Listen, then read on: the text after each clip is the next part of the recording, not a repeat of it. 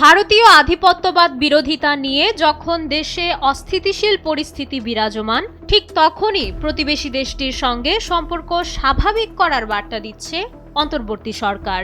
ভারতের সঙ্গে সম্পর্ক, বিশেষ করে কূটনৈতিক সম্পর্ককে স্থিতিশীল করতে সরকার কাজ করছে বলে জানিয়েছেন অর্থ উপদেষ্টা ডক্টর সালেউদ্দিন আহমেদ।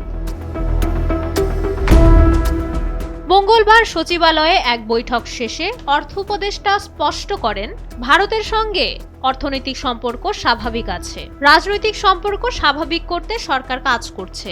তার মতে রাজনীতি আর বাণিজ্যকে আলাদা করে দেখা জরুরি। তিনি উদাহরণ দিয়ে বলেন, ভারত থেকে চাল আমদানির পরিবর্তে ভিয়েতনাম থেকে চাল আনতে গেলে প্রতি কেজিতে খরচ পড়বে আরও অন্তত 10 টাকা। অর্থাৎ দেশের মানুষের স্বার্থেই ভারতের সঙ্গে অর্থনৈতিক সংযোগ বজায় রাখা অপরিহার্য।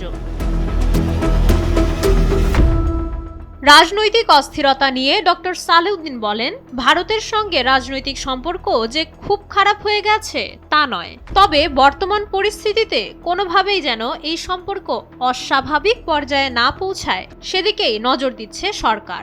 তিনি আরও জানান, প্রধান উপদেষ্টা নিজেই ভারতের সঙ্গে কূটনৈতিক ও রাজনৈতিক সম্পর্ক উন্নয়নে নিরলস চেষ্টা চালিয়ে যাচ্ছেন।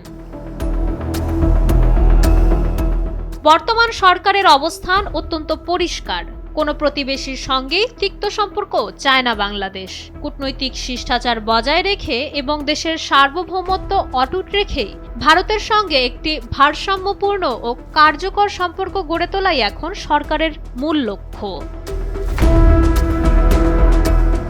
ভৌগোলিক বাস্তবতা আর অর্থনৈতিক প্রয়োজনে ভারতের সঙ্গে সম্পর্ক রাখা যতটা জরুরি, ঠিক ততটাই জরুরি দেশের অভ্যন্তরীণ রাজনীতির স্থিতিশীলতা রক্ষা করা। অন্তর্বর্তী সরকারের এই দ্বিমুখী চ্যালেঞ্জ এখন কোন দিকে মোড় নেয় সেটিই দেখার বিষয়।